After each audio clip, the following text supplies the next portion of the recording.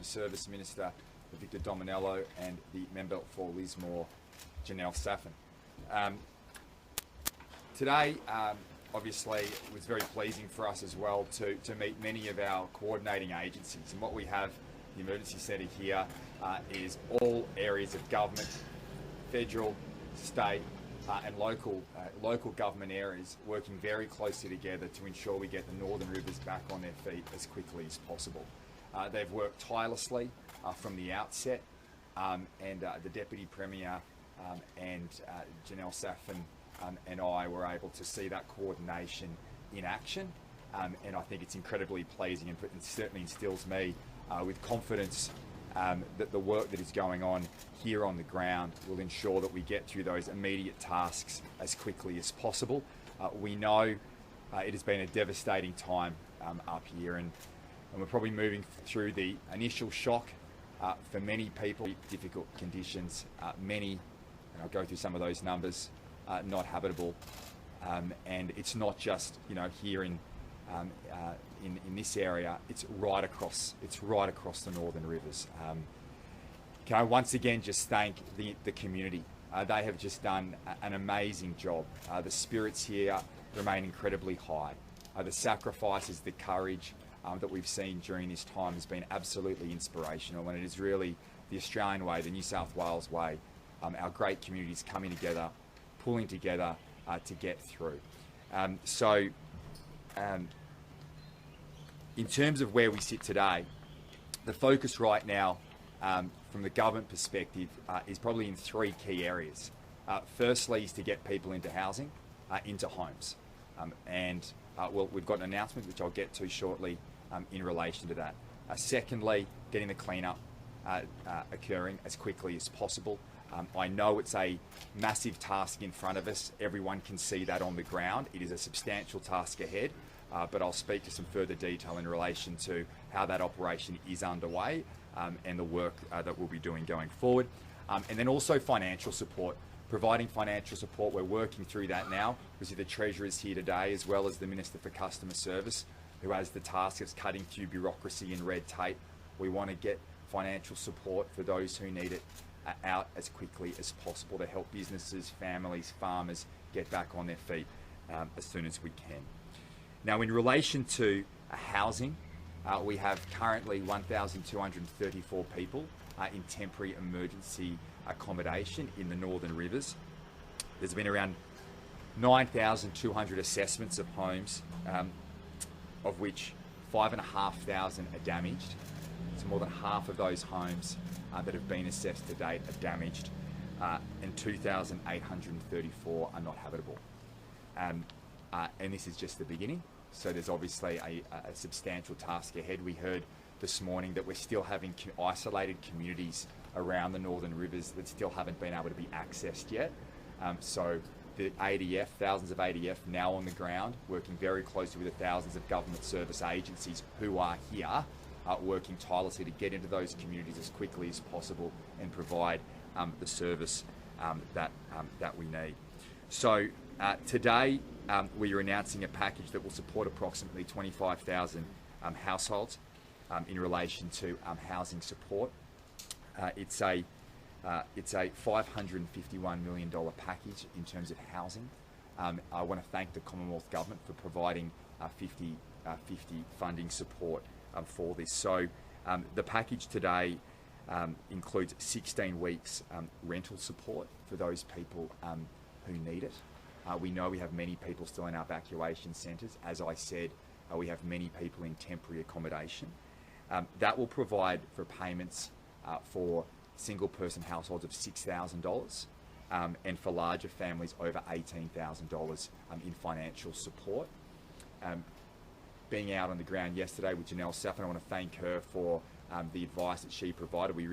I rewrote the ERC submission last night to ensure that, given the lack of housing options available, that those who access this support can also do so in other states. So obviously, being border communities here, that housing will be available in Queensland. That was previously not the case. So we made that change late last night. We're also providing support for pod dwellings for in the interim, whilst people may be rebuilding. Mobile motorhomes will start coming up from the 13th of March, and the Department of Community Justice is supporting that. We're also, in addition to this, looking at longer term and medium term housing options. We've also, through the Department of Community and Justice, purchased out many recreational camps in the Northern Rivers, which has capacity for another 270 people. So that is underway as well. So this is multi-layered, given the extensive issues that we are facing. As I said, this will cater for up to 25,000 people. So that's a substantial task that's in front of us. And as I said, where gaps do arise, we will address them. I mean, this is the position we see now based on the time on the ground over the last week, that we believe this is the support that will help people get through. But if there are things that we miss, obviously we will address as soon as we can. We want people out of evacuation centres. We want people who have gone through the trauma and are unable to return home to be able to get into that accommodation. And we've doubled the amounts that have been available in the past, because we do know as well, with a lack of rental accommodation, we would expect through Airbnb as well, that obviously with a high cost associated with that, that this financial support will provide assistance to get people into housing, into homes as quickly as possible. Quickly on the cleanup, which is obviously, as many of you know, the substantial task that's ahead of it. It's been coordinated through the police force, and obviously we had Deputy Commissioner Mal Lanyon here yesterday. He'll be back tomorrow, and through Public Works Advisory and the council. I want to thank the council for the work that they're doing, working very closely with the government. We have 45 cleanup trucks in Lismore, 93 across the Northern Rivers, 230 skip bins. On one day, just the other day, we had 4,000 tonnes of debris that were collected in one day alone. We've had one truck a minute coming through those centres in terms of dropping off that, disposing of that waste. And today we are allocating $90 million to assist with that cleanup. Now, this is a major task, as you'd be aware, and it's end-to-end across the Northern Rivers. I just want to assure all residents, all the communities right across here, we are putting every resource we can to get this cleanup conducted as quickly as possible. It's obviously not going to take days. It's going to take weeks, if not longer, but we are doing everything we can to provide that support as quickly as possible. And I want this cleanup done. So look at those priorities, short-term priorities. Housing, today we've started that process, the cleanup underway, and the financial support, which as I've said, we want to make sure we finalise, streamline those programs so that we can get that assistance out the door as quickly as possible. I want to make a comment in relation to actually some of the negative comments in terms of Resilience New South Wales, and I think it's important as Premier that I address that. I was out at Murwillumbah Recovery Centre yesterday. I was out with Janelle Saffin. I was out in Mullumbimby with the local member there, Tamara Smith, and Catherine Cusack and the Mayor yesterday at the Recovery Centre. And I'm very pleased with what I'm seeing and the support and the coordination that Resilience New South Wales is providing all those services. We had a briefing in there today. These people, our people right across the board, but including Resilience, and young Laura in there from Resilience New South Wales has been working for the last 12 days, completely exhausted, from Ballina, has had her own challenges in relation to her personal situation and a family situation through this time, and they are working tirelessly to get all our communities back on their feet as quickly as possible and coordinating that response. Particularly pleasing to see in places like Mullumbimby, where we couldn't get access obviously for many days, and the community came together there and set up their own centre, and now that's working very closely and in alignment with the recovery centre there. So there's 6 recovery centres across the board, and that's bringing together all those essential social services, Service New South Wales staff there. We've had obviously Services Australia support staff there as well. the Department of Community and Justice working through housing, and obviously off the back of this package today, the support for housing will become more prominent through those recovery centres. We've had Suncorp were there yesterday providing support in relation to insurance claims. So and also Australian Government Support Services as well. So I think in some of those areas we need to ramp up some staff, particularly from Service New South Wales. I certainly saw that in Murwillumbah. And we'll look at, and obviously we'll look at doing that as we move through and act on those changes. I think also we need a bit more, which we're working through, mental health support in those recovery centres. It's certainly apparent to me that that's the case. But what's pleasing to see is that they're operating well, and we have the whole of government response there together. So, in conclusion, we're putting everything we can to get this task completed as quickly as possible. We know that all members of this community have gone through a very difficult time, and there is a long journey ahead. But from the government's perspective, we will be with you side by side, day after day, week after week, month after month, as we move through this difficult time. I'm incredibly confident from what I've seen, the spirit on the ground, the team's hard at work, that we will get through that. And it can seem overwhelming, the task that lies ahead, but I know that we will. We've done it before, and we will do it again as a state, as a great people, and whether it's the cleanup, housing, financial support, and then we move into medium to long-term infrastructure support, rebuilding the roads, rebuilding the bridges. We will get it done. We will get it done together. I've complete faith. This has been a freak event that has caused so much heartache, so much pain and anguish for many, many people. But I know we'll get through. Let's keep our spirits up, keep strong, and we will ensure that the long road ahead that we will succeed as a state, and then the people of the Northern Rivers, I know, will get through this and come out stronger the other side. Now I'm going to pass to the Deputy Premier, and then the Treasurer will speak in relation to the costings and the financial support that we're providing for housing today. And then Minister Dominello will provide, from a Service New South Wales perspective, what we're doing in terms of ensuring that we're cutting down that red tape and the paperwork to get money out the door as quickly as possible to those who need it. And then the local member, Janelle Saffin, will say some words as well about what she's seeing on the ground here in the local community. Thanks.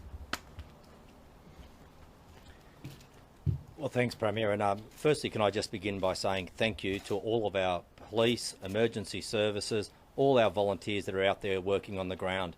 As the Premier said, many people have been working day after day, long hours, to ensure that these communities are safe and are getting on with the recovery efforts. Could I also do a shout out to all those volunteers as well that continue to provide support on the ground, but also thank the families of those members that are allowing these volunteers to be out there working tirelessly in these communities.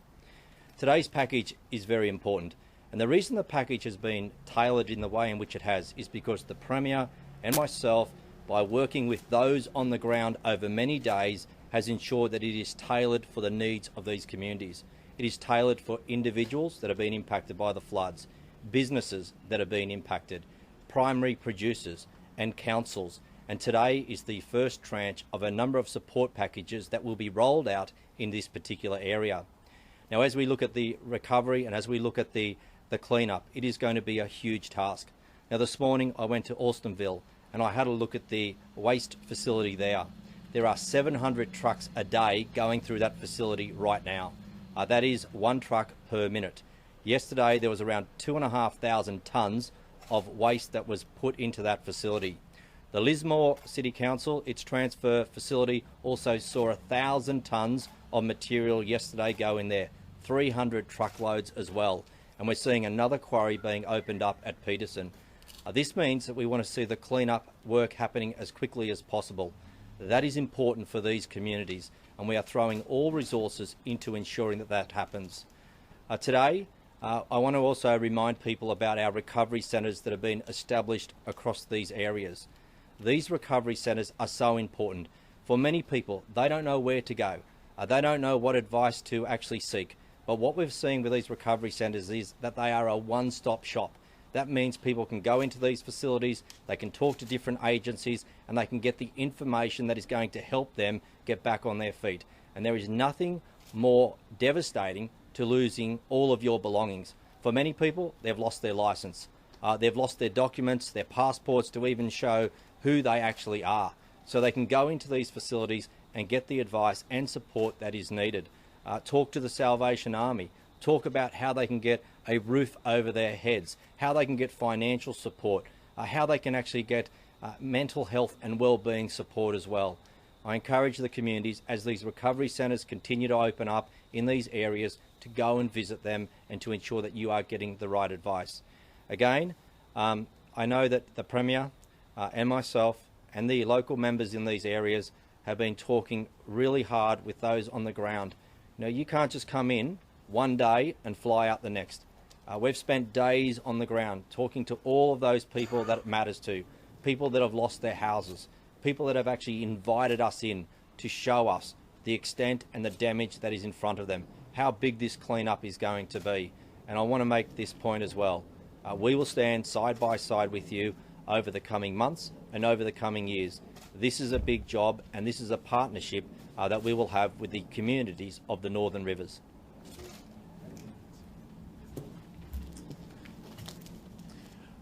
Well, today's new package will see a significant amount of money going to where it's needed most. Our focus will be on getting that money into the hands who need it as soon as possible. There'll be no expense spared. My message to the community is we are here for you, we understand your frustrations, and we will leave no stone unturned to ensure that you get back on your feet as soon as possible. Today's announcement includes a $285 million commitment to ensuring that everyone who needs it has a roof over their head.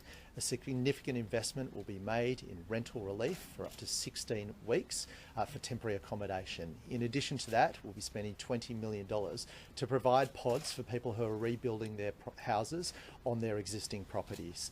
This is a significant investment to ensure that everyone who needs a roof over their head will have one in the short term. We'll obviously be looking at a number of measures over the longer term, but today's announcement is ensuring that everyone has a roof over their head, is safe, and can get through this period. Today we'll also be announcing an additional $90 million to assist councils across New South Wales with the clean-up effort. We already announced that up to $1 million of support would be available for the 17 councils that were declared disaster areas. We've added an additional 28 councils across the state to support them with their recovery efforts through this period.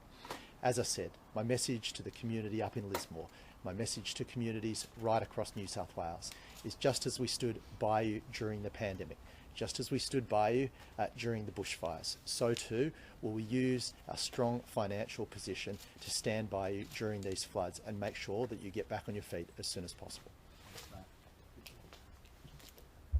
Good morning, everyone, or good afternoon, everyone. As the Premier said, people have suffered enough. They don't need to suffer with more red tape, particularly as they're applying for all this assistance that is coming their way.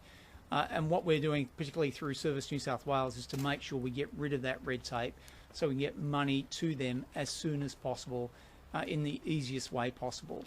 As the Treasurer just said, we're going to be there helping people in the rental support package, which is a total of $248 million.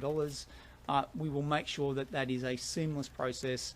You won't have to provide a whole ream of information, just need to indicate whether you're single, couple, family, and we can work through the packages with you to make sure that you get the assistance as is required.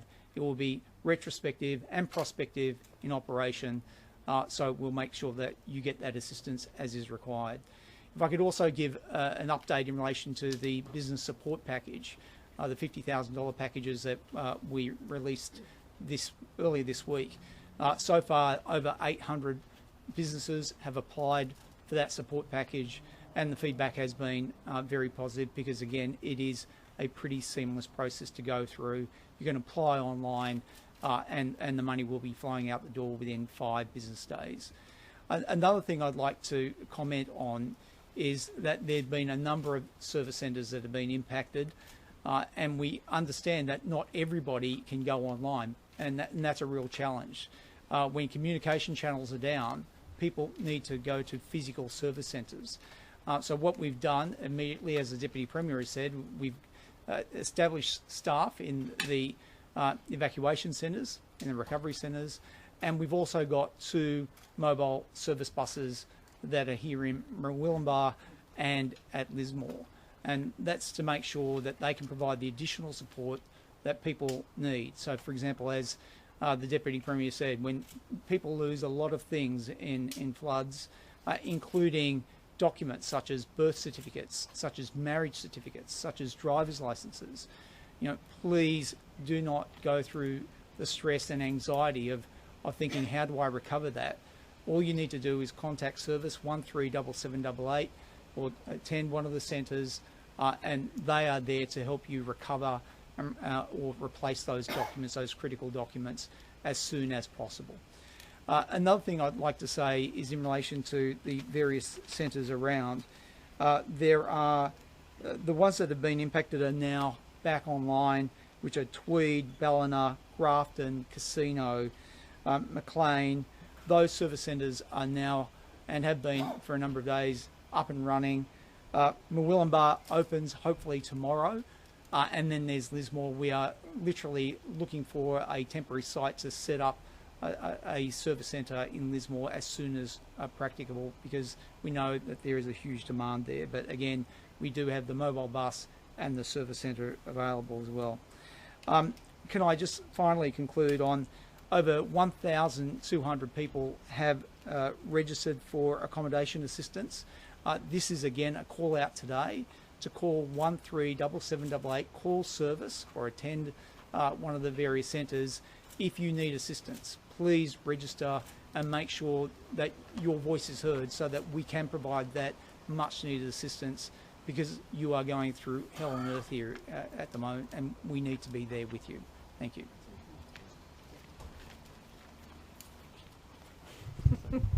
Adjust. Exactly.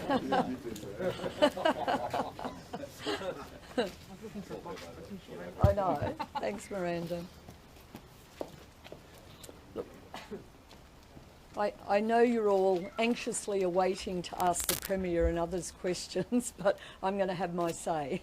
And firstly, I'd like to say thank you, and thank you to all the local media for the fantastic job you've done throughout this too, when we've had no communications, to try and keep those communication channels going. And some of you I know have been impacted as well, so thank you to you. And to the community that I represent, which is the Lismore electorate, and I keep saying it, it's Murwillumbah, Tweed Valley, Lismore, Kyogle, and also Tenterfield. To the community for everything that you did in rescuing and now recovery, a big thank you. To everyone in the uniform, everyone who's got a badge, a big thank you as well. And to the Premier and his team that I've been out and about with, and with the Premier quite a bit, I just want to say thank you for hearing our voices directly from people and through me as a representative. And I'm seeing that today in the announcement. From day one, I've been saying we need housing. There's so many things we need, but housing is the number one. People have to be assured they will have a home, they've got a roof, and it won't be just overnight or 3 nights in a motel. And the announcement today does that. It has 3 components to it. It ups the amount for the rental subsidy. We do know how hard it is for places, but DCJ and others, DCJ Housing and others are working on that. It does the pods on people's properties where they want to be and need to be so they can rebuild, and we'll also have some of the relocatable homes coming in. So I said to the Premier, that's welcome, that's a good start. I'll keep banging on in Parliament about longer term housing. As you know, I did ring the Treasurer, I left a message on his mobile. I said, it's too bloody hard. So I said, fix some of the red tape. And he's here today, and I'm always pleased to see a Treasurer because they have cash. And that's good. I need to see the Federal Treasurer with his cash too, and haven't seen Josh yet, so I hope he turns up with it. But look, that's all I want to say. I've got more to say about as the days goes on. And, you know, there's so many issues, so many things people raise. I can assure everybody that we'll deal with a lot of that in the Parliament when we're all back in Parliament, and when we go through lessons learned, continuous improvement, how can we do this better, and how can we fully integrate the service response, emergency services with our community, because we need both. And we need to make sure that they're fully integrated with the interoperability to make sure that we all know what we're doing when some of these major events happen again. But look, I just want to say thank you to the Premier. I think I've got to know you more during this than I did before. Yeah, unfortunate circumstances. I did know the Treasurer. And also to Tooley as Deputy Premier, and also to Minister Dominello, who I trapped in the lift one day, and he looked rather terrified, and I said, I love Service New South Wales, so he looked so relieved. I said, but you can do this and this and this. So look, to my whole community, thank you. We're suffering, we're hurting, we do have some trauma, but we'll get there. We're resilient, we're strong, and I said we need the government to back us in, and this is a start today. Thank you. Premier. Thanks, Janelle.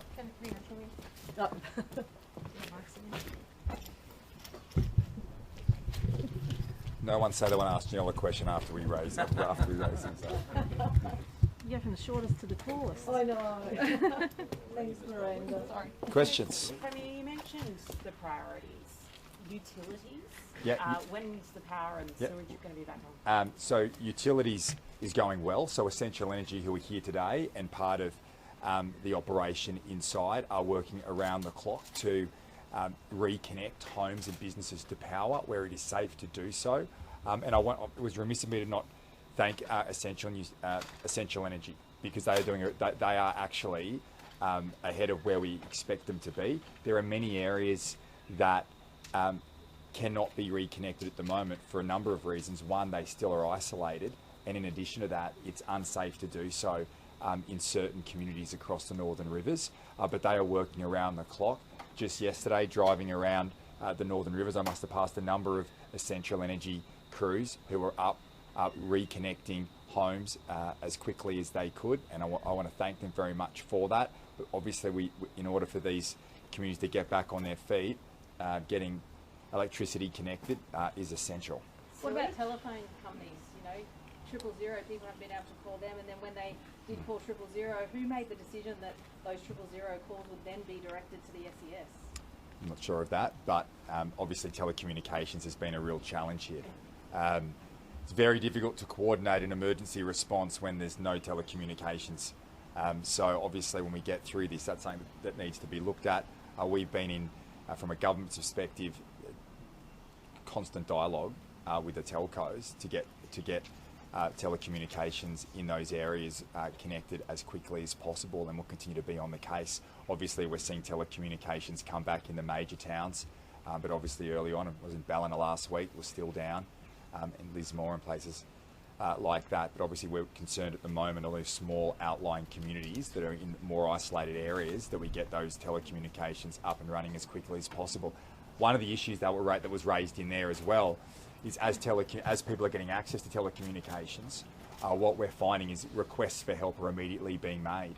So there are many people at the moment who are still isolated, who don't have access to telecommunications, who may require urgent supplies and assistance. So we are working very closely to do that, and I know the team in there are going into a number of these communities. The ADF are going into areas, so even when those communities may be still isolated, the ADF are going out into those communities with supplies to provide that support. But what about at the time of the floods happening? People were calling 000, and they were being told, ring the SES. I'll get some advice on that.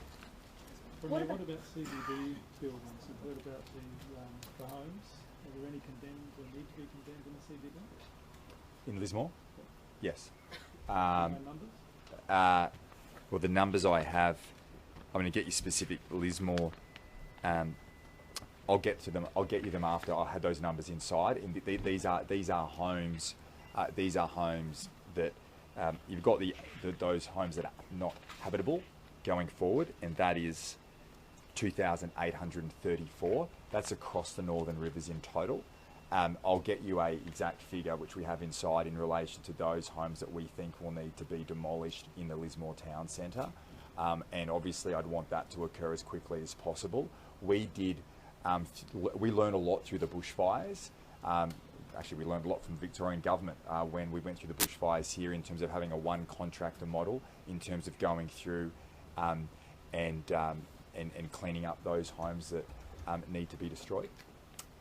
So obviously we're working through that now, but I'll get you that exact number. It's inside. What about houses for people with disabilities and special needs? Would Absolutely, that be looked at? that's incorporated into this as So well. what's happening with that? Well, DCJ obviously acquire homes, and particularly in some of those, the caravan parks and the like, their job is to tailor accommodation to the needs of those of families. So obviously, larger families, larger homes, those people with special needs, those people with a disability, that's all factored in, run out by the Department of Communities and Justice to ensure that we provide housing in a way that supports the needs of those people right across the...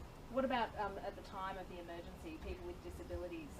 That has come up as a big issue, that they were unable to be rescued as easily as everyone else.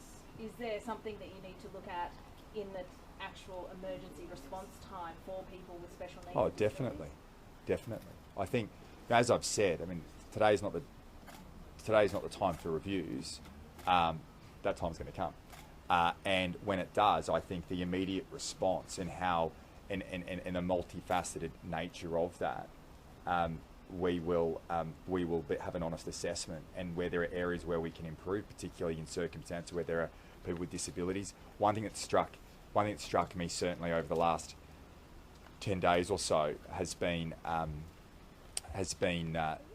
in those communities that are isolated, where in the time that elapses between the government being able to access those communities, how do you structure government services, and what is the organisational structure in place in towns that needs to be stood up straight away? So I think that's something that certainly struck me over this period. But there'll be a lot of learnings. From that period that we will need to implement going forward, and we'll have a complete review. But as I said, we've got a long journey ahead of us at the moment. My clear focus is to get people into homes, to get the clean-up done as quickly as possible, and to get financial support out for those who need it. On the financial support, what about the local government areas that haven't been included in the PM's announcement yesterday for that extra disaster relief? You've got Ballina, you've got Byron, Tweed. Yeah, they're included with this. Oh, Yeah. $1,000 for each person? That's a federal. That's federal I know, funding. but what's your response to the federal government not including those, seeing as you've seen those communities? Oh, look, as far as I'm concerned, I'm announcing a housing package today, and I completely appreciate the Commonwealth Government's 50-50 funding support, and I'll work with whoever we need to. Commonwealth, councils, doesn't bother me. Labor, Liberal, we're all in this. This is not the time for politics. This is the time to get things done. This is the time to get every community back on their feet as quickly as possible. Now, I would say, I've been out to all of these areas, and yes, there are some areas where there has been more damage and more suffering than others. But that doesn't mean that in areas where there is not as much damage that they're not in need. I was out in Mullumbimby yesterday, and there are substantial challenges there. We're going out to Woodburn this afternoon. And so some of those communities have been devastated, and many people, particularly I think in Woodburn, are going back to a community that has just been completely inundated and torn apart. And we're just going to do whatever it takes to get them back on their feet as quickly as possible. It's going to be a long journey, but we're in it all the way. Do you understand the frustration of locals yesterday who wanted to see the Prime Minister? Did you think he made a mistake in not going out there and speak to people on the street? Look, once again, I don't want to get into a division between the state and the Commonwealth government. But people just wanted to see their look, Prime Minister. I mean, look, there'll be always different views on that. I mean, I understand the Prime Minister's view of wanting to have private discussions with people. I've been up here for a while, and sometimes it can be a bit in your face when the cameras are there and you're speaking to people and you're hearing some pretty traumatic stories. I've certainly felt that. But you know, at the same time, I think the best way to learn is to get out and about and be on the streets and speak to as many people as possible. What's really helped me in terms of this period of time in informing these packages has been speaking to people on the ground and taking that advice on. The structure where we've come up with bringing in Deputy Commissioner Mal Lanyon, I think was very clear to me. The task here was of such gravity that I needed somebody of such seniority and experience to lead it. But ultimately what we've done as well, through feedback on the ground, through local members like Janelle, Jeff Provost, Tamara Smith, it's really struck me, you know, someone from Sydney, different perspective, that the importance of the local community in driving the recovery and having that input not just come from the top down, from the state government coming into town and saying, here's what we're going to do.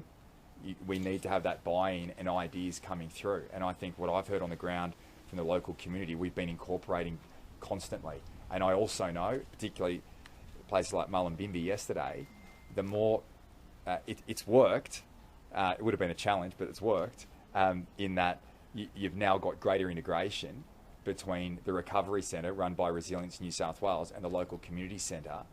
And there was probably some tension there at the start, but now they're working together. And I think by having that local community input is going to help not just build morale and spirit, but that intel is going to help us rebuild faster and better than we had before. Premier, yeah. We sadly have seen this movie before. On the South Coast, the same thing happened. Yeah. Pods were brought in, mobile homes were brought in. 2 years later, people are still living in them. So post 16 weeks, what is going to happen on the Northern Rivers? You can't rebuild a house in 16 weeks. Well, we'll work through that. I mean, this is an announcement today. I agree with you. I don't want to see that happen. Okay, I don't want to see that happen. This is kind of what I would say is the short-term recovery response. There needs to be a medium-term and a long-term response as well. Now, I know what the long-term response is. That is a greater investment in social and affordable housing in this region, and I'm completely in for that and completely committed to doing that, as is the Treasurer, which is important because he'll be paying for it. On the medium term, to making sure you don't forget about that. Oh, because it does feel absolutely. like on the South Coast, medium and long term got forgotten about. Be committed to me, and I'll hold him to it. Okay, for us.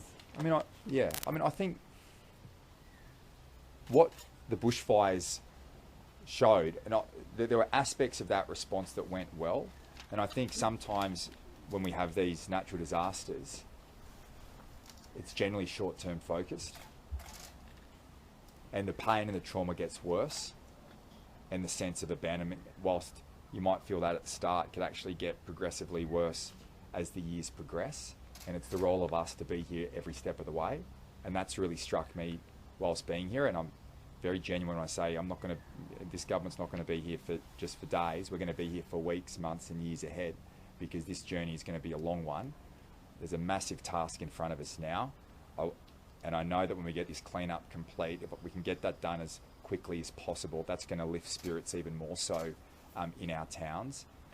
There's a lot of work to be done in terms of getting homes habitable again, so that's going to be the next step, which we'll have something to say about very shortly, and getting that financial support out, key focus. But Liz, you're right. This is not a short-term support for the community. It's medium to long-term, and as we get closer to the end, like the 16 weeks, then we'll work out the plan from that point forward. My main focus right now is I've got hundreds, if not thousands of people in evacuation centres. I've got people staying at family and friends. I need them into homes as quickly as possible, and this work will do that. Premier, many people in South and North Lismore have been through these floods, not to this extent before. Is there a consideration of a buyback scheme for people who just simply don't want to go home? They don't want to go back into their house and have to relive this the next time there's more floods? Well, we have to work through. I mean, we want Lismore to be built back better than it was before. That's obviously a focus for us. And we want to do so in a way, working very closely with the local community. And we want to instill confidence. So these are discussions that we will have. As part of the structure in terms of the recovery work, we've incorporated local committees, local organisations to provide that advice and feedback through, and we will take that on board. But I don't want anyone to feel like they have to leave. What For happens many, if they don't want to go back? if they don't want to go, If they don't want to go back to their homes, are Well, you we'll- considering a buyback scheme? but we'll look at it. We'll put nothing's off the table here. Nothing's off the table. I'll look at everything. I want to make sure that those who do, I want to build these communities back stronger than they were before. That might mean we build them back differently, because we don't want to be in a position where every time we have a flood, we have this destruction, and people's, people go through immense anguish and despair. No one should go through that. Now, live in a country where there are natural disasters, and we've got to address, Insanity's doing the same thing over and over again, and we need to build back in a smart way, but in a way that instills confidence in the community that they don't want to leave. And if they do, and if people want to move to other areas in the Northern Rivers, for example, then we'll look at it. Nothing is off the table in our response. But when I don't want to sit here and theorise about what we could do here or here or here down the track. I'm focused right now, and it has to be, whilst we've got different work streams happening, coordinating this response, getting the cleanup completed as quickly as possible, and that's going to put people in the best space to actually address those issues for themselves. They can hardly think about that when their homes are in the state that they're in right now. So I need to get the cleanup done, and to get people in their homes, and to get money in their pockets. That's what I'm going to get done as quickly as possible, and the team here behind me supports that. Premier, prevention is central to the role of the Resilience Commission. At what point are you going to stop taking bullets for Commissioner Fitzsimmons over the disaster preparation and response? Look, I take bullets every day. That's kind of my job. As I said earlier, there will be a review in relation to prevention and the initial response period from the outset, and I can already just myself see things that I think we can do better going forward, particularly in those isolated communities that don't have access. I spoke earlier about the time that it takes for government officials from DCJ or from Resilience New South Wales, Housing, Service New South Wales to get in, following let's not forget this was a unprecedented, unpredicted catastrophe. Okay, so this was a freak event. But when they happen, and we always have to prepare for the worst, we need to have structures in place, in my view, so that when the community is there, that they're trained, and there's that level of authority, so that they can coordinate and help get people through. I think that's certainly come through to me from the locals in those communities, and that's something we should look at.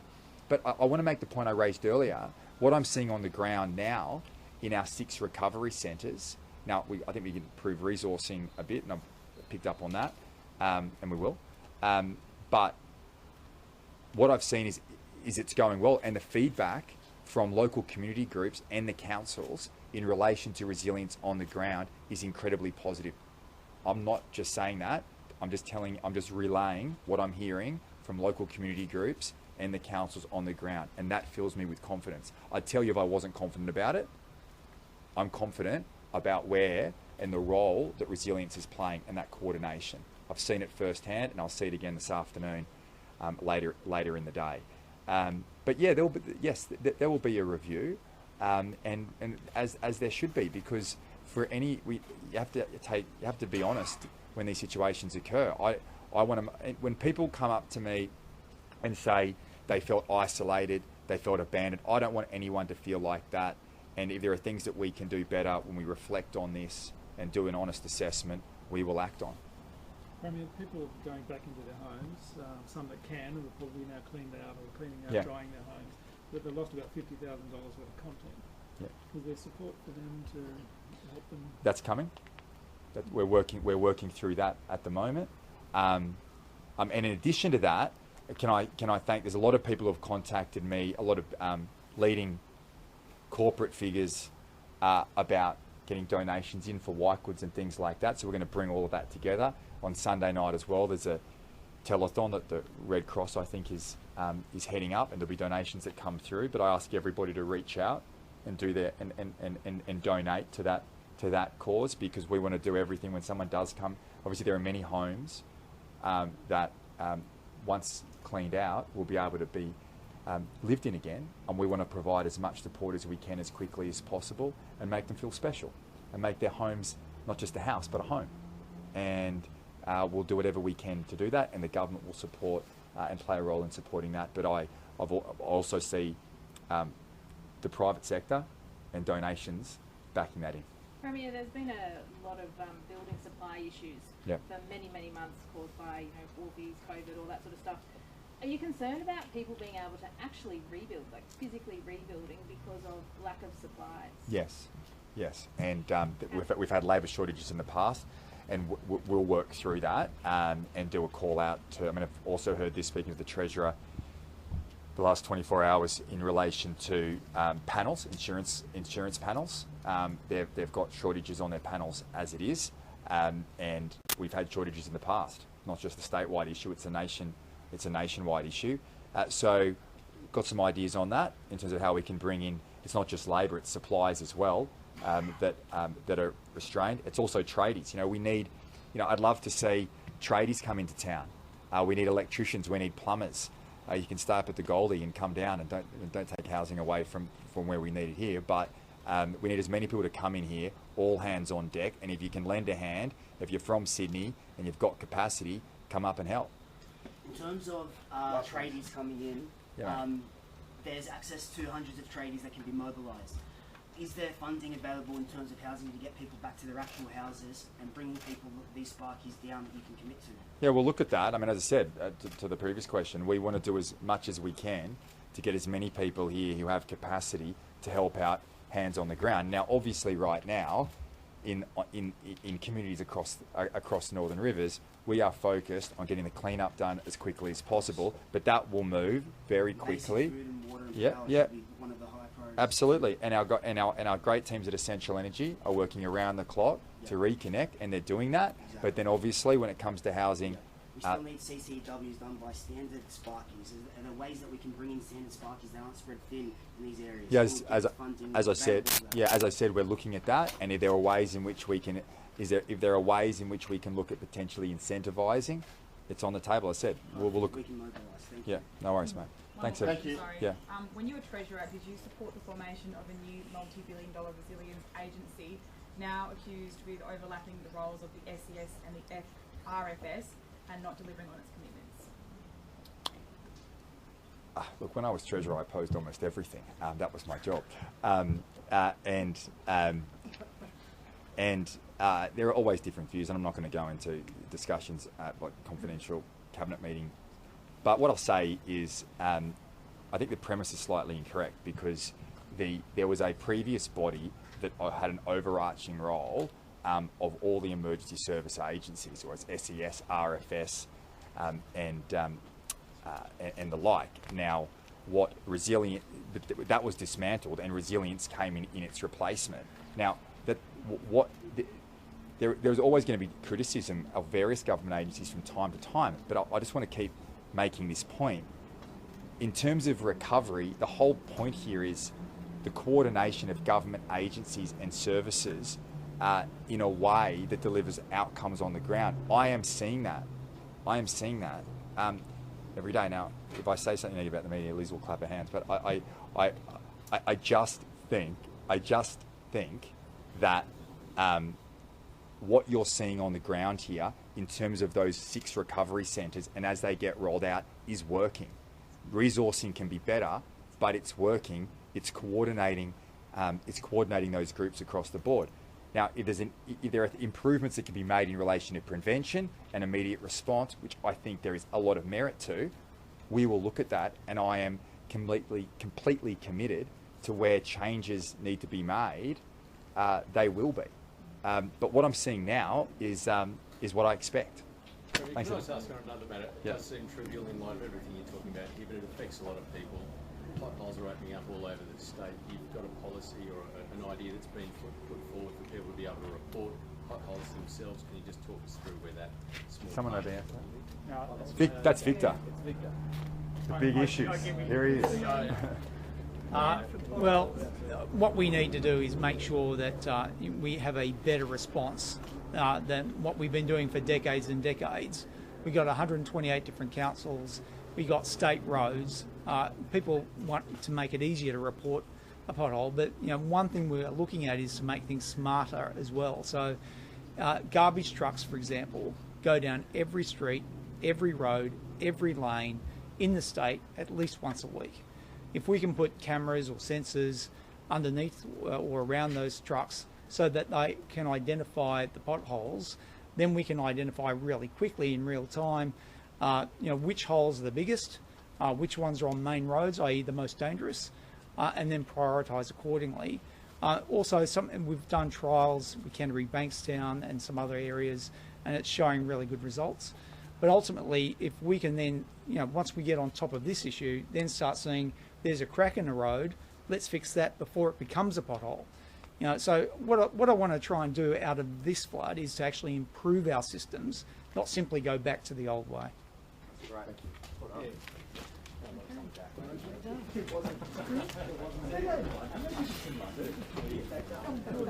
Good to see